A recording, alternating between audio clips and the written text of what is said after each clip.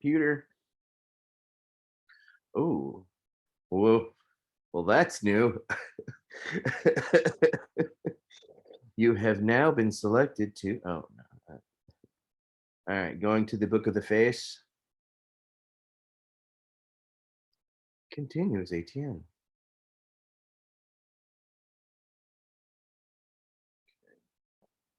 Right now, Zoom. Seriously? No. Oh, come on. What happened? No, no, no. Try this again.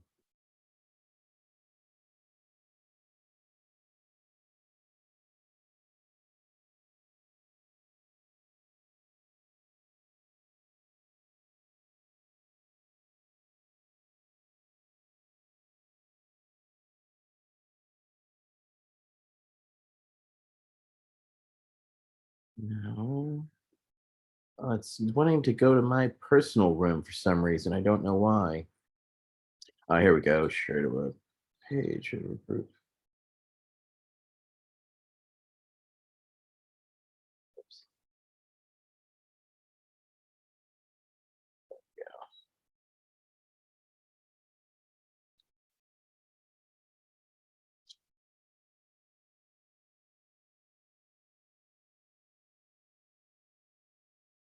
Right.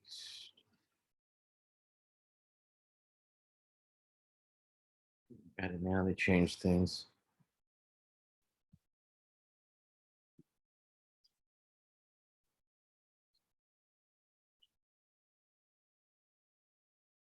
Okay. Thank you all and welcome to our V.A.C. Roundtable 16. Today we will be discussing journaling, documenting, and reporting your cannabis use. Um, and basically, we're going to start off with a discussion about what are you using, how are you using it, how are you implementing it to assist your relationship with your primary care physician. These are very important situations, and one that I find myself 30 years ago, I wasn't very good at documenting and didn't really understand the necessity for it at the time. I was basically kind of thrust into being a cannabis patient and didn't know how to react. So I was probably more oral and not necessarily as physical as I should have been. One of the things I have come to learn as a patient caregiver along the way, since our dispensary provides and dispenses cannabis, is a lot of people approach me all the time regarding what do I do? I've just found out I've had insert um, medical condition. What do I do? And this one I think is a very important discussion because it centers around this exact thing that I tell people today, and one that we're going to kind of circle around to our different V.A.C. council members. Today we have Ricardo Prieta, we've got Michael Krawitz, George Armstrong, and Robert Kowalski. And each one of us are patients and patient advocates and have all found our way to and through cannabis. It's where we kind of all work together to try to move the needle for everyone nationally, because we feel that what we do and how we're doing it is beneficial. And not only that, we have connections as well as abilities that hopefully can lend a hand. So one of the things that we have learned as being patient and patient advocates is how do we take care of ourselves? So I'm going to kind of circle around. Who would like to start the discussion today? George? All right, council member George Armstrong, ladies and gentlemen. Yeah, I'll jump in because I think so for me, if you want to start to have this conversation, it really went back to kind of being, like you were saying, being thrown into, I was a recreational user earlier in my life. But once I found out it was medicine for me, I was kind of thrown into it and just kind of used it to help me for a while before I really felt the need to, before I realized that different medicines at different times and different intakes. And the way I got to that was kind of journaling, like we're talking about. But it took, I'm still learning. And I think what a lot of patients don't always do is pay attention to the cannabinoids besides the THC level. So what I did originally, I started a short journal, but I started to keep all of the cannabinoid and terpene profiles that came with the medicine I was using, and stuck that inside the page when I was writing down my results. And this created a journal that had the results that I could later go back and look at, not only what it did for me, but exactly what was in that medicine. Now, that being said, some important things, like even if you're in a medical program, the same grower, the same grower processor, and everything's the same, these numbers can change. So that's really important. So if I go out and get say Tangy 6 times, I would take the sticker and put it in the journal each and every time, because you are going to get slightly different effects, but you're going to start to see what I would call your profile, what you want, as far as a general number for THC level, like high or low THC, and then which of the lesser cannabinoids are best for your symptoms, and which of the terpenes are best for your symptoms. And I think all that combined up, it took me years and years to get through that, but I think the best place to start the conversation is kind of right at the beginning. Like, when people start, they're a lot of times they're going to get relief from just smoking, and it doesn't just stop there, right? So they increase their usage, and I think that's where this conversation needs to go, and not necessarily increasing the medical benefits that you're getting from it. So it's really important to keep track of which ones you're using, but also how much you're using. So that's where I'd like to start the conversation. I think that I didn't journal as much as I should, but using the stickers on here and always writing down, at least the first time that I used it, something about the effects that it had, was a great starting point for me. And anything that they provide with your medicine, I think you should add that to your journal. So that's my first little tidbit. So what we're talking is basically journaling. It's very important. It's to understand and to realize how you feel in the moment. And it's good to document it, and then document what you're using. So George has gone specifically to that by having access, because the state has access via the products that he has available to him, to have these stickers, so that he can therefore go back and reference from anywhere from lot numbers to specifically terpenes and terpenes, how they make the situation that you're going through. Do they make them better? This is all for you to document. And the great thing about documenting is you will therefore have reference post the experience to come back to reflect upon the experience that you've gone through, and it can be good, the bad, and the ugly. It's all depending. So thank you very much for that, Council Member Armstrong. We're going to go on over to Council Member Prieta. How are you doing today, sir? Thank you. Thank you. I'm well. How are you? I got to be honest, I don't journal as much as I should. That idea with the stickers is really good. I'm going to start doing that. I never, until recently, relatively recently, I never had access to dispensary, medical grade type stuff. It was all like, you get whatever the person that you're getting it from has. And so it was, you know, it was hit or miss, whether you'd have to like smoke a joint, smoke 2 joints to get the same effect as smoking a bowl of some high grade medical stuff. Now I kind of, after years of honing in on what it is that I have a good tolerance for, that keeps me productive, keeps me in the right mental space. It's easier. I just go into the dispensary, stick with what I know. Being on a budget, I stick with flower, so I don't dip too much into like the edibles or the vapes or stuff like that.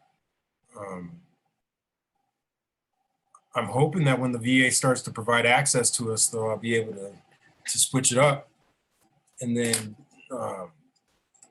see what these other modalities are about. I'd like to get away from smoking at some point.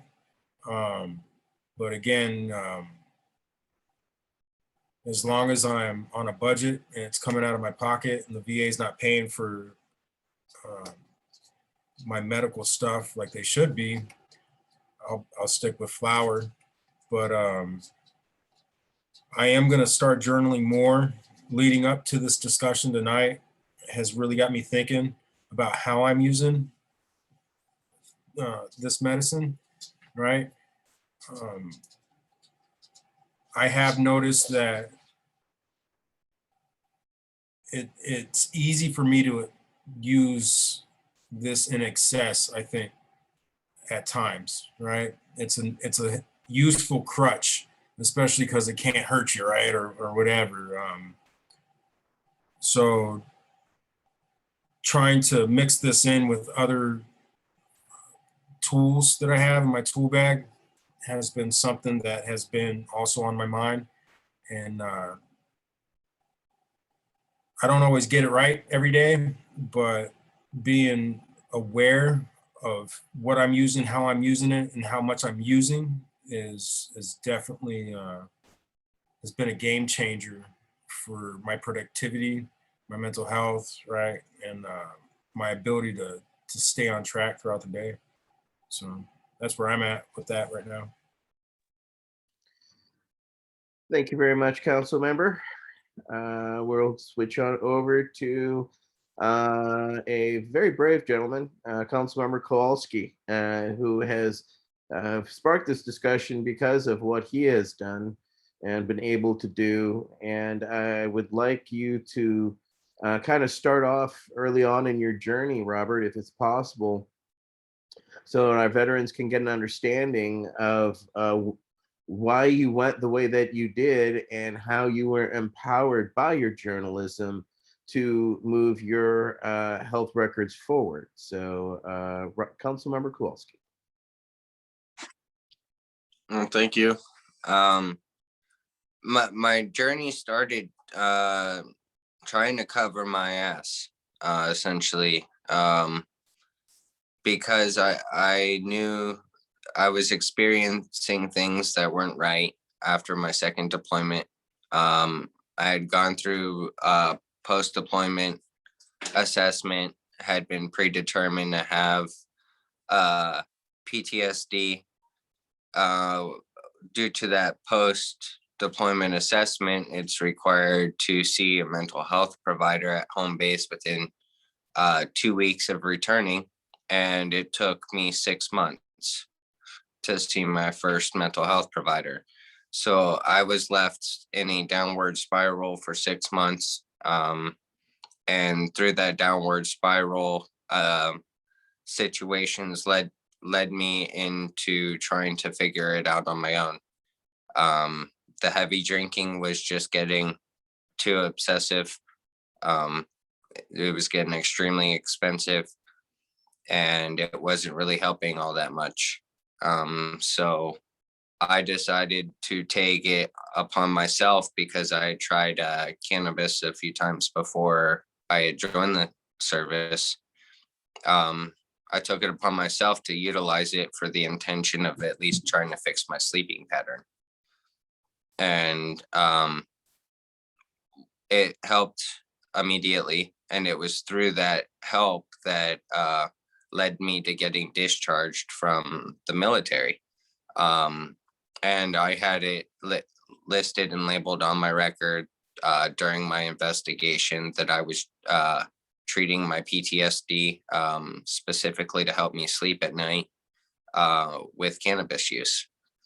And what stuck out to me and why I remember this so well is after the interview, the investigation interview with the OSI agent, he gave me his cell phone number after the interview. And he goes, "I completely believe you. I don't think you're bullshitting us at all. And if you need someone to talk to or need assistance with anything, you let me know." And that's when I knew, I was being punished for the drug and not what I was using the drug for, or why I was using the drug. And so fast forwarding a little bit and getting into the VA system. As soon as I entered the VA system, nobody wanted to hear about my cannabis use. They kept either shunning me, telling me how dumb I was. I got in arguments with medication doctors that apparently I knew more than the FDA did when it came to cannabis. And it led me down a path of trying to understand where they were coming from. Where was these doctors coming from? How could they not take into account my personal experience if I'm sitting there in the office day in and day out telling them? So I went and got my evaluation about a year and a half, almost 2 years after I got out. I got evaluated to be labeled as unemployable. I had to drive 3 hours to the doctor's office. By the time I got to the doctor's office, I needed help down the hallway. I couldn't physically walk myself down to see my doctor. And it was from that point on to where things started falling into place, to where I noticed that it was the way things were documented was how I got things in motion. And it was then that I learned that it was all about the wording and the presentation that enabled doctors to provide things to their veterans, i.e. prosthetics, extra allowances, so on and so forth. And I had gone through the gambit of medications. I was on, I think I was on 16 different medications, upwards of 22 pills a day, and finally had access to medical cannabis. And I decided to quit cold turkey on just using cannabis. The reason I was able to do this is because I was a volunteer at a legal cannabis cultivation site, and I was able to volunteer my time after being labeled unemployable, growing cannabis for my month's supply. So at this time I was receiving 5 ounces of cannabis, and I started documenting everything. This was when I learned that documentation was big in cannabis cultivation. I started meeting and interacting with a lot of different patients with various issues. most of which suffered from ailments where they were required to document their medications or the way they ate or how much they ate. And it was through those conversations that I started building my own journal. And I didn't just stick with what was on the label. Arizona didn't really require testing, so there wasn't so many cannabinoid profiles available or terpene profiles available. So I didn't have those testing results to help me gauge my usage. So I had to create and go back and revert back to human senses. I started documenting what everything smelled like.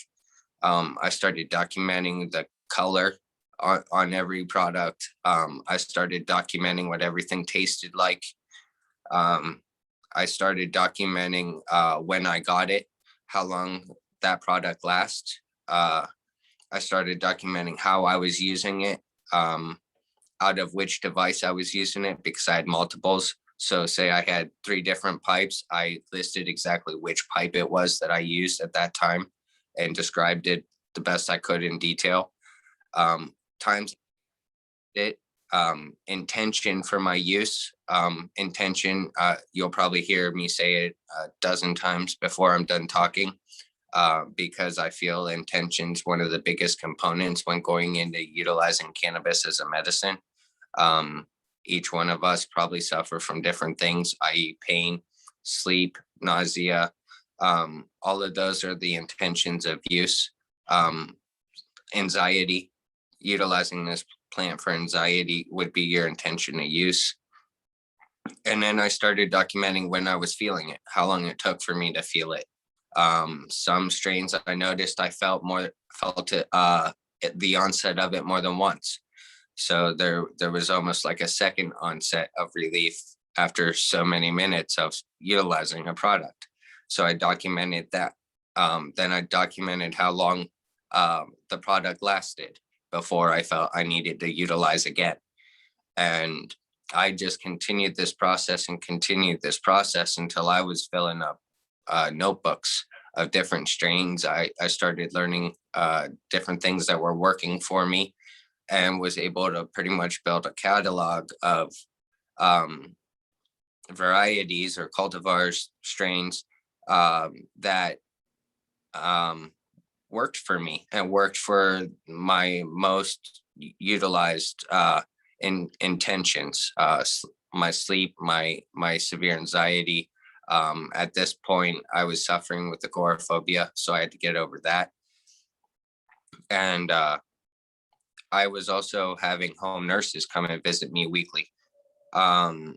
And it was through the home nurses that I really saw the barriers being broken down through this journaling component. They first showed up to my house, wanted nothing to do with it, actually asked me to put my cannabis stuff away because they didn't want to see it. And after so many weeks, I had enough data to where I could give them this journal. And at that point, they read through the journal. They realized that my quality of health was improving dramatically. I was walking less and less with my cane around my house. I was still working at the farm.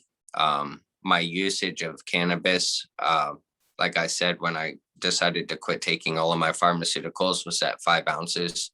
I found that after 6 months of that, my usage had dropped on its own to about 3.5 ounces a month. And then it again dropped on its own through no intention of myself trying to cut back my usage down to about 2 ounces a month about 4 years ago. And it's maintained that for about 4 years now to where I can get by on 2 ounces a month pretty steadily. And it was through this documentation that I was able to break down barriers with my doctors. I created curiosity amongst my nurses.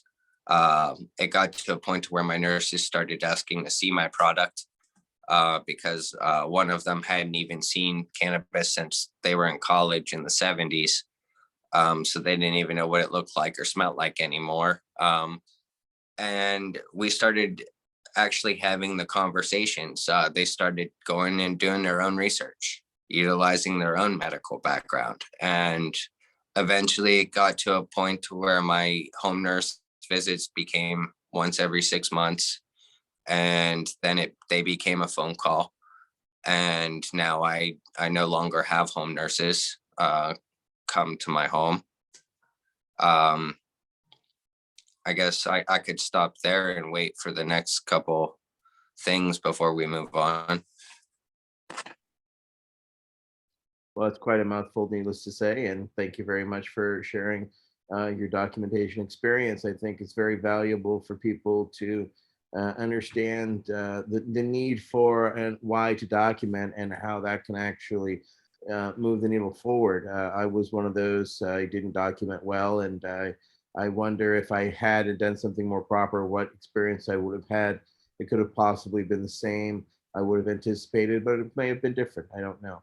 But I think it's a very powerful testimony into helping others who are questioning and wondering why and how it can actually assist you, especially with your doctor, so that you can present evidence specifically of what you're experiencing from your perspective. Because as we know, we only get a narrow time with our physicians, and it's for a very short time as it is. So it's not like we get a chance to really unload absolutely everything we need to. Or has been my experience. At this time, we're going to go on over to Council Member Michael Krawitz. How are you doing today, sir? Doing great, man. Doing great. Thanks. It's funny bringing up this subject of journaling. It seemed like one of these subjects that's just, such an easy one, such a small topic. It just seems like a very small topic. Oh yeah, okay. You're gonna talk about different ways to write your experience in a book, journaling. I don't know. It just seemed like a small topic. But the more I think about it, the bigger it gets. It's actually connected vicariously or directly to everything that we do. And I guess the first thing I would want to talk to is the journaling as a patient, but there's journaling as a policymaker, and there's also journaling as a patient in a manner of defense and understanding, how to track adverse documentation in your medical file and how to correct that situation, which we had a conversation in the preparation for this roundtable that really, I think, showed me the need for people to understand that process and understand what you would get into it. Just as a teaser, it revolves around people being just labeled a drug abuser just because you may have failed a drug test or even just talked about marijuana with the wrong person inside the VA, and being labeled a cannabis substance abuser suffering from a mental illness, cannabis substance abuse disorder, an illness listed in the DSM, with massive ramifications to that diagnosis. And it's our suspicion, after having that conversation, I would say it's our suspicion that there's an awful lot of people inside the system that are already labeled as such in their medical file, don't even know it. So anyway, to get back to that later, as a patient, journaling, it's funny, the first thing that comes to mind with journaling actually seems like almost a nice, perfect world to have that kind of capability. But the perfect thing would be able to have a variety of cannabis products, a variety of different cannabis strengths of products, a variety of different manufacturers of those products, and to be able to take diligent notes about your minute to minute, hour to hour, day to day experience in a way that you can get back and read it again in some sort of a format, in daily format or whatever, just some way that you can actually page back through it in some logical way and read it again, is going to really be helpful to you. It's funny, the comparison, but Etienne and I both have been involved in different aspects. I think, I'm not sure if anybody else on the call has actually been a judge at one of these cannabis cups. But I've been a judge for many years for the Michigan Cannabis Cup, and I'd be judging a whole bunch of different cannabis products, and I had to move everything off the desk, put the cannabis product in front of me that I was judging and take copious notes, because by the time I got to the next product, which was just maybe, an hour away, I was trying to do more in a couple a day, maybe, few a day would be the least that you would do. So by the time I got done with the next one, I couldn't go back and tell you a bloody thing about it, what I liked about it, what I didn't like it. It's really hard to remember that stuff in any kind of detail. And that can be really helpful because it'll help you find products that will help you in ways, if you have a product that you can actually find out what it is about that and sort of replicate that and go with what works. I mean, I don't even need to tell you how much benefit that can be to you. But I think the other thing I would want to talk about, at least a little bit before I hand off the mic, is policy work, the journaling for policy work. This is an aspect of the work that I've done. Most people I would suspect know that I was involved in negotiating the first policy that the VA put out, the first medical cannabis or any cannabis policy that is favorable to cannabis use that the federal government has ever put out since 1970. And that was back in 2010. And I usually talk about the stories at the top level, the New York Times and the office of the general counsel of the VA and all this stuff that was involved in the moving parts of that policy. But what that policy was based upon was the individual experience of military vets. And I really hadn't thought about it until this context, but that was really definitely a form of journaling. It was an abstract form of journaling because it was very much part of the patient outreach and the patient one-on-one patient advocacy that I was doing at the time, where I had a group of patients in Northern California that were dealing with sort of a rogue doctor and trying to deal with that situation in a hospital in Northern California. I was dealing with a rogue administrator, hospital administrator in Montana who had taken some crazy actions. And I was working with my case coming out of Virginia and working its way up to DC. And it was the individual bits and pieces, the very most minute details of those individual cases, including my own, that led to that VA policy absolutely directly. And it was being able to articulate those experiences in a way that collects them, that puts them in a format that avoids making conjecture. You see, I think the biggest thing about all this journaling is that it allows you to look at things through a very level eye. The worst thing that doctors are always trying to avoid is making a mistake based upon your own personal feelings or your own imagination or whatever. It's connected to what's called the placebo effect. And you can actually convince yourself that something is actually helping you when it's not. That's part of addiction. It really, generally, is that argument and that lack of being able to self-moderate.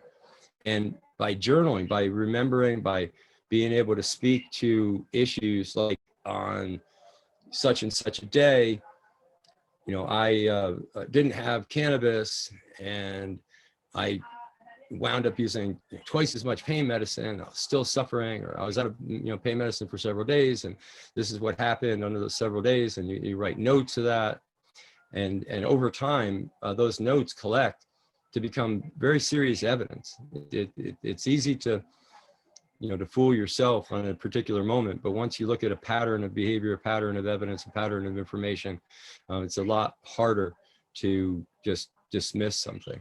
So I'll leave it at that, but I just wanted to note that it really was those individual details, being able to articulate, being able to learn the lesson from them that actually created the VA policy in the first place. Thank you for that, Michael. It's very important. And going back to our discussion, it's something I'm unfortunately blessed with people coming to me all the time with various medical conditions, and they medically wonder where to start because, as we know, before 64, there was all kinds of choices here in California, all the way into thousands of milligrams of dosage, whereas post 64 in the last 3 years, We had, there's specific limits on dosage and what's available. You can't get more than 1,000 milligrams medically, and that's usually in pill form. And that's a combination of pills. It's usually no more than 100 milligrams per pill at maximum. So there's easier ways for people to start. And so I tell them to, one, start low, start slow, and document, document, document. And that's just go grab a notebook, write who you are, what you feel. If you have, take your temperature, what is, write down exactly how you feel before you use what you're going to use. Then document what you're going to use. Then use it, utilize it, document how much you use. So Councilmember Armstrong was speaking towards something earlier, which is about dosage and, starting off. And it's very easy to start off on high dosage because of access as well, or the mental thought that, like Everclear, the highest alcohol content will get me the most messed up. It's not looking to get messed up. It's to try to figure out what's going to work for you for specifically your conditions. And so to actually document this will help you narrow down the choices, because there are thousands of cultivars out there of cannabis.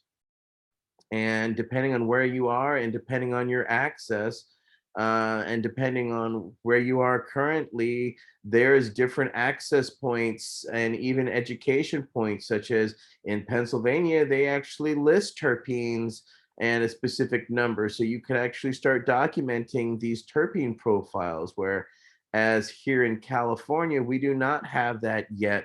We have THC, CBD, CBDA, and THCA, and a few other, letters, but for the most part, that's about it, specifically regarding what they have access to. So if you're looking for specific genetics, it can be very challenging for distributors and manufacturers, depending on where you are, to have consistent access to a specific genetic that works for you. So by having things like being able to document, which I wish California did, but by having terpene profiles, then if the product that I don't have available, I can then start to hone in on a closer terpene profile that's available, that maybe their system in their state has available to them, so that it can help you narrow down your choices, so that you can gain access. But until you gain access and find those specific genetics, it's all about documenting, because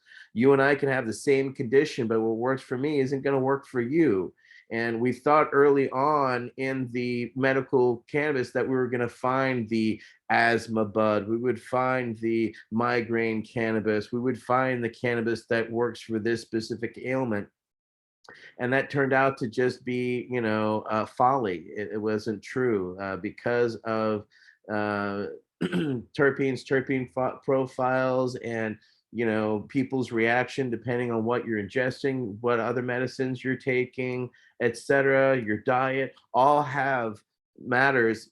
And another reason why it is very helpful to document, because even adding what's in your diet, what you're eating, to your to your notes is very helpful to understanding the experience that you're having, such as I'm going to have a different experience if I eat an edible, depending on how high the quality is of the edible compared to if I smoke something. I know that if I smoke something, I'm going to feel it within a certain amount of seconds, or within the minute. I should have an onset and understanding of the experience I'm going to be having, whereas with an edible, it's a much longer experience, and which is why we tell people to go easy and go lightly, because I mean, you can get it very much. It's a creeper reality, and all of us have gone just too far with edibles. I know I have. I've gone just too far, and you can go from very comfortable about where you are to very uncomfortable to paranoid and a very uncomfortable situation. And if you doubt me, go look up the video on YouTube of the police officer who stole marijuana and actually then got high make brownies with his wife and was telling, the dispatch that, time had stopped and that they were dying because the experience of the cannabis, however they chose to ingest it, was so powerful. It can cause very uncomfortable feelings that you can understand why they called 911. But don't do that, is all I'm saying. But at the same time, if you start off slowly and by documenting and taking a half of a dose before you have an understanding about what a full dose that may be recommended is beneficial to you when you're starting out. I tell this from anybody who is in stage 4, cancer to, I'm just starting with MS treatments to all types of different situations. You're going to build up a tolerance over time to your cannabis. So that's why you want to find similar profiles in various types of cannabis so that you can have consistent treatment that you're seeking. Because by having, like, if you only grew one type of genetic that worked for you, over time you're going to specifically acclimate to that genetic, and it's going to take more and more for it to get the effect that you're going for. It's just a natural acclimatization. So this documentation can very much help you start to hone down and narrow down individual medicines that you can find. And it's going to, unfortunately, because people think that I know which is going to work for them, I tell them, unfortunately, is what do you like to do? Have you ever tried cannabis before? And start off which way you feel comfortable, such as an older patient feels better starting off with a tea or an edible, whereas a younger person feels a lot better dealing with an inhalable, a cartridge, or a smokable, or flower in that matter, or an edible. So all these different ingestion methodologies come with different experiences. So you need to document if what you're experiencing, how you feel beforehand, how you feel during it, and how you feel post. I think those are key components so that you have an understanding after the experience about what you have fully, so that also, like Robert and others, when you present it to your physicians, that they have a full understanding of your experiences, good, the bad, and the ugly, so that they realize that this isn't just something you're doing for fun. The documentation is clear. And then also document continue on with your usage depending on, your medical access, so that, those around you can have an understanding, as well as, most importantly, if you're able to get the VA to understand and document and continue your documentation regarding that. So other discussions did you have regarding that on the dosage, Council Member Armstrong? Yeah, so I think I'll continue on what you were saying a little bit about journaling, and actually what Michael was saying about journaling. It's it's a huge advantage. First of all, when I found cannabis as medicine, I didn't have the PA medical program. It's important to say. So like everybody else, all I could write down and document was the strain that I was told I was smoking, and then how much, obviously, I was smoking, which is a big thing. So a lot of people at that time, I figured it out pretty easily because I was only using flour, right? So I would buy a certain amount of flour and I would divide that by however many days it took me to use it, and that's grams per day. And I think it's important that, okay, so I found that at the beginning it was around 1 gram to 2 grams a day, and as my usage went up when I was only using flour, and possibly went beyond the beneficial point, at the high points in my usage was all the way up to like 4 grams a day. So about 1 ounce a week, just like Councilmember Kowalski was talking about. And so it's important to document dosage, right? And to be quite honest with you, when it comes to the medical cannabis, overdosing, using too much is pretty widespread problem. You can get the amount of relief a lot of times from a smaller dose, and journaling is what got me to that realization in a lot of ways. So I started off just knowing what strains I had. That brought me to know basically,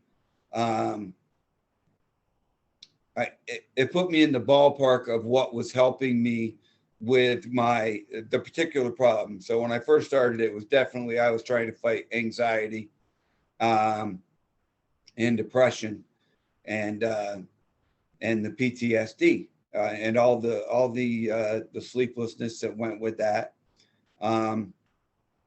So multiple things I was using a lot, and I was trying to treat multiple different symptoms, right? So by writing it down, at least how it worked for my symptoms, not only did I find out what worked, I found out where the cutoff, where the weeks that I was smoking 4 grams a day, I wasn't getting any better results, right?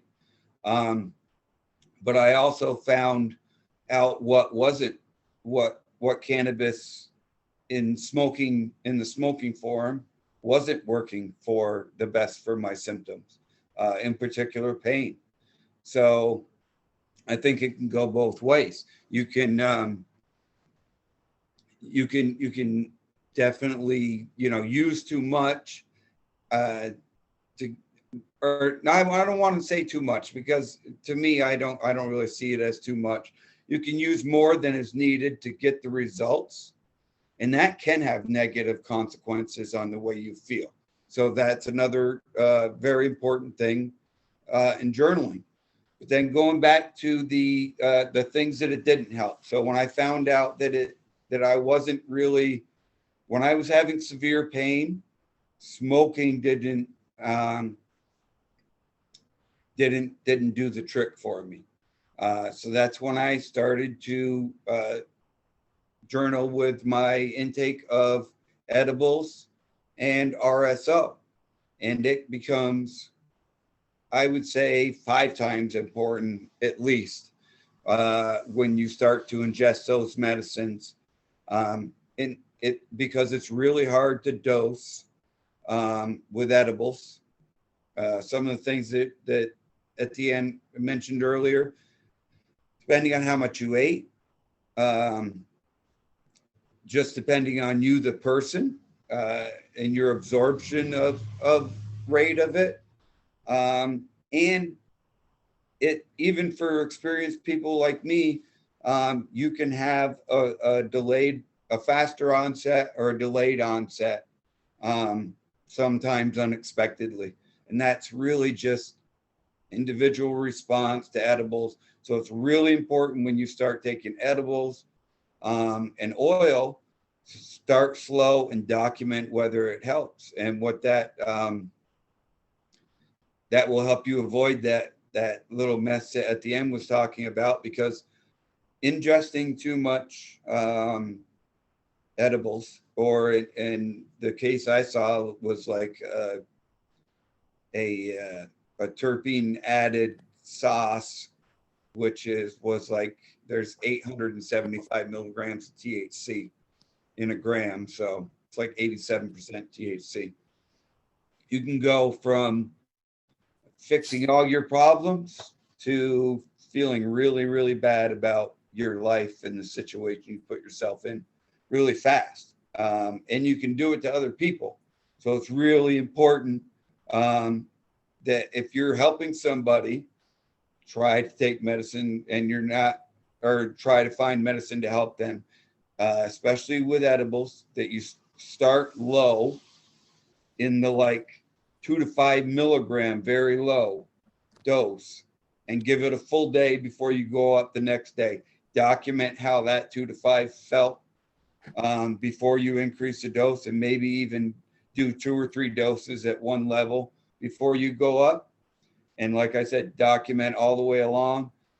The journaling, there's so many spokes in the ways that it can help you becoming the best advocate for yourself. And like I said, I think it's important to point out that not only can it point out when you're using more cannabis than you need to use it medicinally, but it can point out when it's not doing the best that it can possibly do. So for me, it pointed out, I definitely found that I had a lot harder time keeping control of my pain over the long haul with only smoking products, including dabs. It didn't matter how much. There's a lot of reasons because of the CB2 receptors in your whole body. Ingesting it seems to work a lot better for chronic pain and other things like that. So yeah, I'll leave it at that and pass it on to the next council member. Thank you very much, council member. Going over to Mr. Prieta. Yeah, I